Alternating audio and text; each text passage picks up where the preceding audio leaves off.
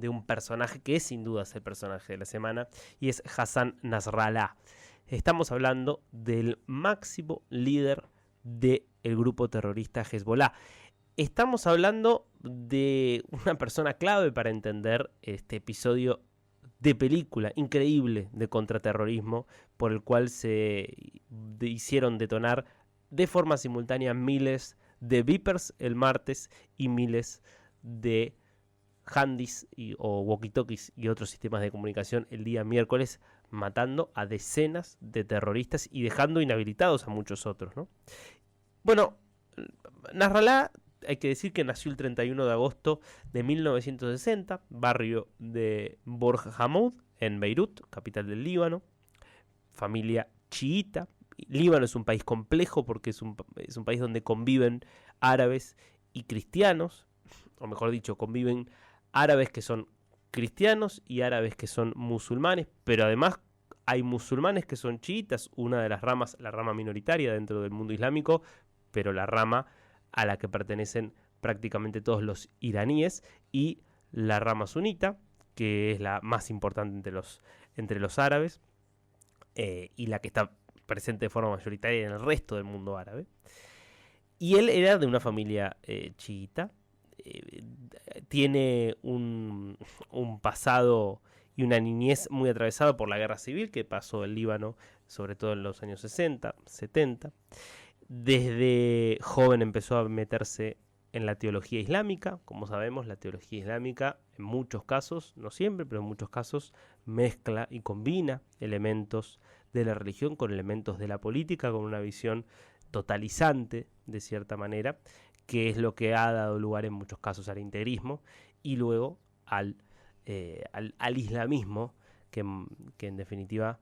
termina siendo a veces el motor de muchos episodios de terrorismo que hemos visto a lo largo del mundo.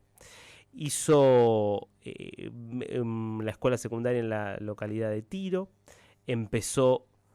a meterse también en organizaciones políticas y a los 15 años se unió al movimiento Amal, que era un grupo islamista compuesto por chiitas, que esencialmente ya tenía la idea de hacer algo parecido a la revolución islámica que había hecho Irán en 1979. Claramente el éxito de esa revolución, el éxito del Ayatollah Ruhollah Khomeini para lograr convertir a un país que venía de décadas y décadas de acercamiento a Occidente, de occidentalización cultural, convertirlo en una república islámica, como hizo Ruhollah Khomeini, el Ayatollah, fue una fuente de inspiración para todos estos jóvenes que tenían ideas similares y que encima pertenecían a la misma rama del chiismo. En 1982, solo 3 años después de la Revolución Islámica, se da la Operación de Paz para Galilea, por la cual Israel se mete en Líbano, tratando de alguna manera que se ponga fin a la presencia de la Organización para la Liberación Palestina, la OLP, allí, es decir, la presencia de Arafat, en ese momento un Arafat totalmente involucrado con el terrorismo, todavía un Arafat muy lejano al de los acuerdos de Oslo de una década después, dispuesto realmente a acercarse a alguna solución pacífica. Y obviamente esa presencia israelí radicalizó en muchos casos a algunos de estos jóvenes, y Nasrallah decide ahí separarse de Amal porque no lo veía lo suficientemente radicalizado como organización, y forma parte de los fundadores del grupo Hezbollah, con una presencia muy fuerte de iraníes, de miembros de la Guardia Revolucionaria Islámica, que muy rápidamente cooptaron a la organización, que le dieron forma, que le dieron sentido, que la armaron, que la entrenaron, que la prepararon para convertirse en uno de sus brazos armados. Y aquí Nasrallah fue un actor clave en coordinación directa con el Ayatollah Khomeini, y luego de su muerte en el 88 con coordinación con el actual Ayatollah y líder supremo Ali Khamenei. 1992 es un año clave porque es el año en el cual muere quien era en ese momento el jefe de Hezbollah, que era Abbas al-Musawi, y desde ese momento pasa a ser Nasrallah el jefe de la organización. Hay que decir, un poco recordando lo que nos decía Gabriel Ventajal, que en los años 2000, cuando de alguna manera Israel se va del Líbano, Nasrallah queda como una especie de héroe para todos los islamistas, para todos los que creen y que quieren la destrucción de Israel. Incluso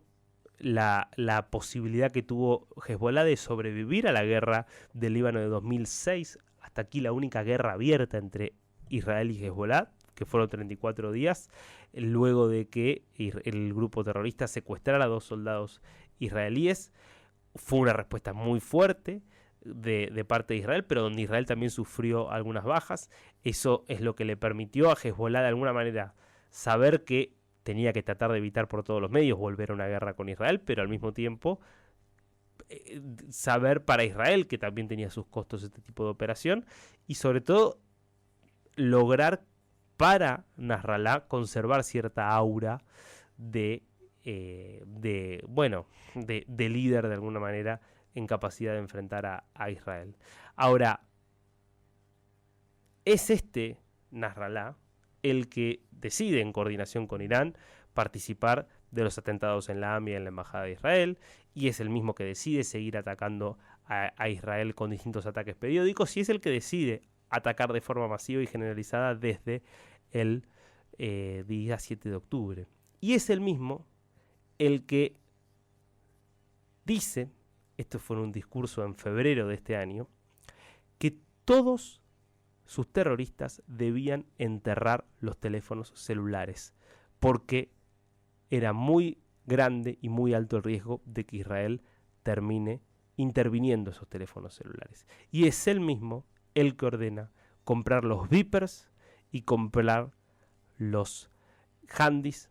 o walkie-talkies que terminarían 5 meses después explotando en los oídos y en las cinturas de los terroristas, algunos de ellos muy importantes de este grupo. La mayor humillación que ha sufrido Hassan Nasrallah desde que en 1992 está al frente de esta organización, creyó que podía ser más inteligente que Israel, que podía engañar a las fuerzas de defensa de esta manera, utilizando tecnología más obsoleta, y terminó comprando un caballo de Troya.